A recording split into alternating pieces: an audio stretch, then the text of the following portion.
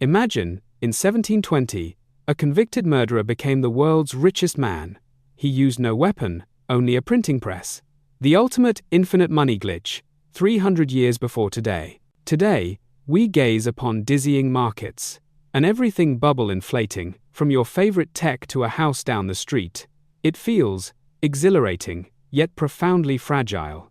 But underneath this shimmering surface, a quiet dread persists. This fear of a rug pull, where all this paper wealth could simply vanish, becoming nothing overnight. We sense a system. A quantitative easing that few truly grasp, yet many suspect is rigged. The house, always winning, always seemingly in control. This wealth illusion is our modern pain, feeling rich on screens, while the true cost of living quietly erodes our purchasing power. Does this resonate with you? What if this wasn't new? What if echoes of our deepest financial anxieties ripple back 3 centuries? To a gambler, a visionary, named John Law. In 1716, in a France on the brink of ruin, Law presented a radical idea.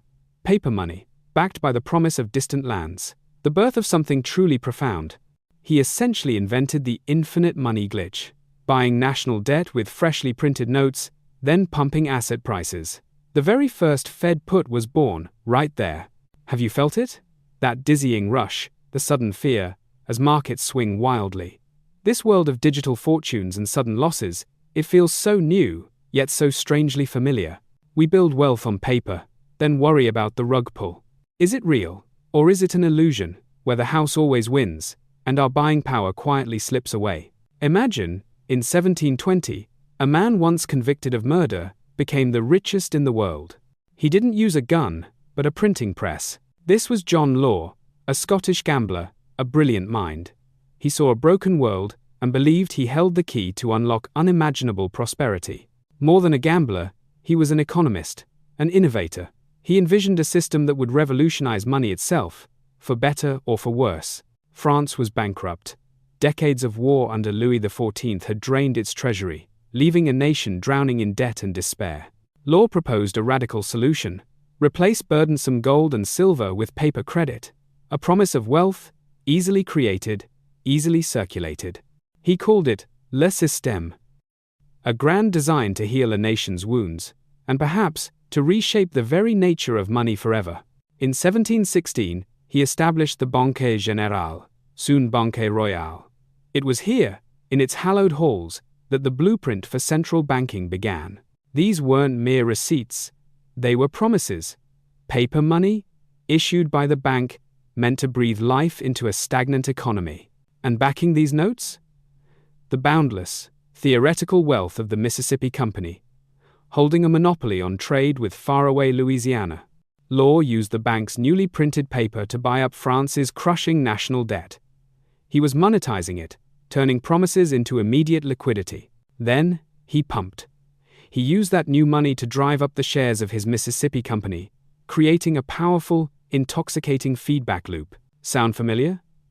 This was the precise origin of tools like the Fed put and the debt-to-equity swap, centuries before their modern names. Shares issued at 500 livres in 1719 soared. By December, they reached 10,000 livres, a nearly 2,000% increase in less than a year. The streets of Paris, especially Rue Quincampoix, hummed with frenzied speculation. Everyone wanted a piece of this miraculous, new wealth. To sustain the dream, Law had to print more. The money supply in France doubled within a year, an unprecedented surge. A new word was coined: millionaire.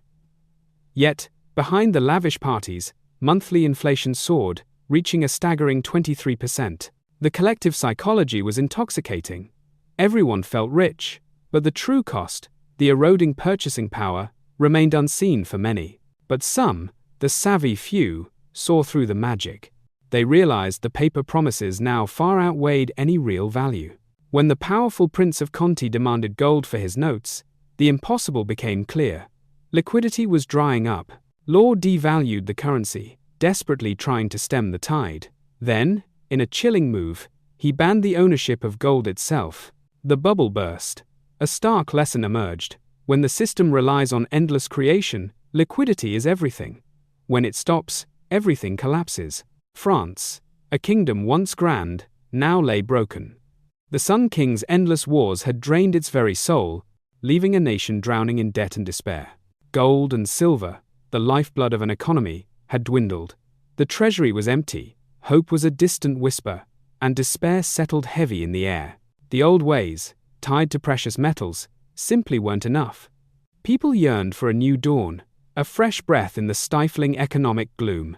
Then came John Law, a man of daring vision. He saw not scarcity, but potential, not gold, but the boundless power of a simple promise. His radical idea? Replace the heavy weight of metal with the swift, boundless potential of paper credit. A bold, almost dreamlike proposition. This was more than just paper. It was a symbol, a promise of wealth, backed not by tangible gold, but by a future yet to be written. At its heart was the Mississippi Company, holding a monopoly on an empire across the ocean, a land of untold riches, waiting to be claimed. This vast, wild territory, with its promise of gold and trade, became the foundation for Law's audacious system, an economic alchemy. Imagine the whispers, a chance to partake in fortunes beyond imagination, to own a piece of this distant, exotic dream for a mere 500 livres. The first shares were offered, a modest 500 livres each, a quiet investment, a cautious step into the unknown for a few hopeful souls. But Law's words, his vision, began to spread. A spark of hope ignited, then fanned into a gentle flicker of interest among the savvy.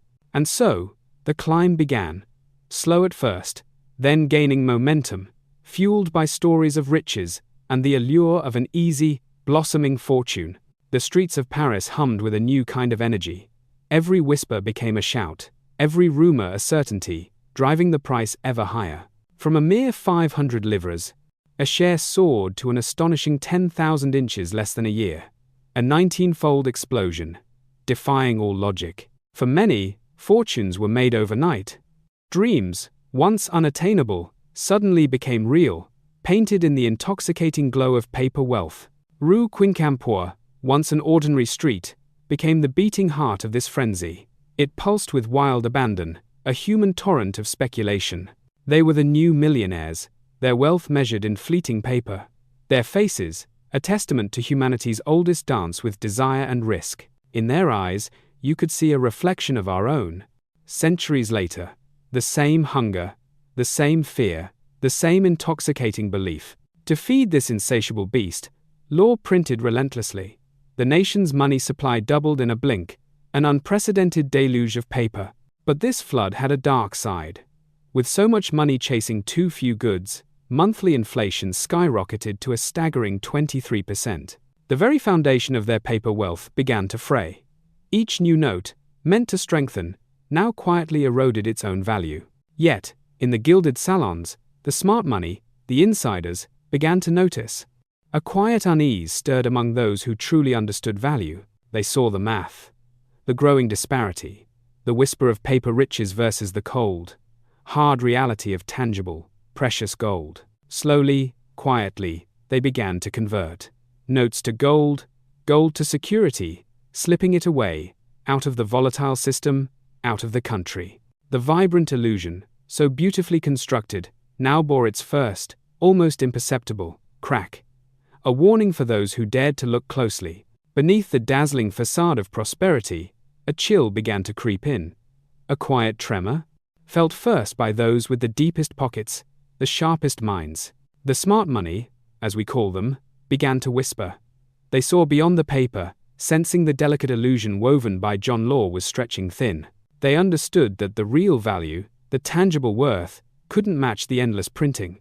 The magnificent paper tower of wealth was starting to lean. So, the quiet exodus began, converting shares into notes. A seemingly simple transaction, yet pregnant with unspoken anxiety about what lay beneath. But the true shift was from paper notes to solid gold. That tangible, immutable metal. A desperate grasp for something real, something that couldn't simply vanish. And then, the gold began to leave. Smuggled out of the country, away from the collapsing illusion. Each ship, a silent confession of doubt. Law, ever the gambler, saw his magnificent system falter. His creation, meant to bring prosperity, was now a runaway train. What could he do? His desperate answer: devaluation. Suddenly, The paper notes, once symbols of immense wealth, were worth half their face value, a brutal, crushing blow. Imagine the shock, the heartbreak, waking up to find your life savings, your hard-earned dreams, suddenly cut in half, a world turned upside down. Then came the ultimate betrayal. Gold itself was outlawed, confiscated. The government seized what people had desperately tried to protect. Trust shattered. It wasn't just gold they lost, it was their faith, their belief in a system that had promised so much, only to deliver this crushing reality. This wasn't just a historical footnote. This dramatic collapse, these desperate measures, echo with an uncanny precision into our very own time. See here, the Mississippi shares, a breathtaking 20-fold surge, from mere hundreds to thousands, igniting a fervent, unsustainable belief in endless growth. A dizzying climb, fueling dreams and delusions. But what goes up, if unsupported by true value, must inevitably find its way back down. And here, the story repeats. Our modern assets, soaring to incredible heights, creating paper fortunes in a blink. Do you feel the familiarity? The parallels are not just striking, they are haunting. Two eras, separated by centuries, yet dancing to the same dangerous, accelerating rhythm. How was this sustained? Law's answer: simply double the money supply. Flood the system with paper, making more money chase the same assets.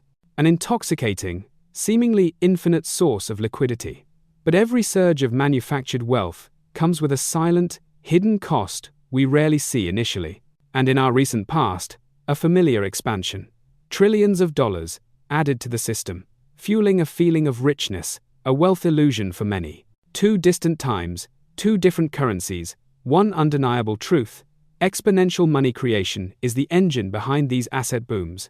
It's a powerful force. The Mississippi crisis was triggered by one simple act: the conversion of paper to real gold. Trust in the paper, slowly but surely, eroded away. When enough people demand something real for their paper, the illusion shatters. The true test of any system is its ability to deliver on its promise. Our modern trigger: rising interest rates. A deliberate draining of liquidity by central banks. The very lifeblood of the market slowly, systematically, withdrawn. When the flow of easy money stops, the party truly ends. Assets, once supported by endless liquidity, begin to lose their buoyant magic. The Prince of Conti demanded his gold. Law couldn't pay. That moment, when liquidity vanished, exposed the phantom beneath. The great Mississippi bubble burst. We've walked through history's echoes, seen the rise and fall of grand illusions. But what does a French gambler from centuries past teach us about our financial world today? The modern investor often feels lost, caught in a swirling tide. We see fortunes made and lost in moments, wondering if the ground beneath our feet is truly solid. This journey demands a new kind of compass: liquidity awareness. It's about sensing the invisible currents that truly move markets, not just the surface waves. Remember those who vanished quietly? Cantillon, the Prince of Conti, the insiders. They didn't make a scene, they simply understood the shifting tides before anyone else. They watched the subtle cues, the quiet exits, the almost imperceptible changes. This is the essence of watching the insiders, understanding their silent language. Their departure wasn't a crash, it was a gentle drift, a knowing step away before the storm truly broke. A testament to foresight, not panic. The moment they step away, a quiet alarm should sound within us. Because when the smart money moves, it's often a signal the illusion is about to shatter. The hardest lesson, the one nobody wants to learn, is being left holding the bag. To find yourself with paper, while others secured true value. It's a lonely place. Realizing the vibrant promise you once held is now just paper. A heavy silence where once there was fervent hope and excitement. In today's markets, driven by sheer liquidity, asset prices can disconnect from reality. The numbers feel real, but their foundation can be fragile, fleeting. Quantitative easing, a modern marvel, pours fuel into the system. It makes everything feel abundant, but can obscure the true worth of what we hold. When the central bank signals a change, a tightening, it's like the music beginning to slow. The rhythm we dance to is changing, almost imperceptibly. The party doesn't last forever. When the flow of liquidity diminishes, the vibrant energy dissipates, and we find ourselves in the quiet aftermath. So, Where do we turn when the paper promises falter?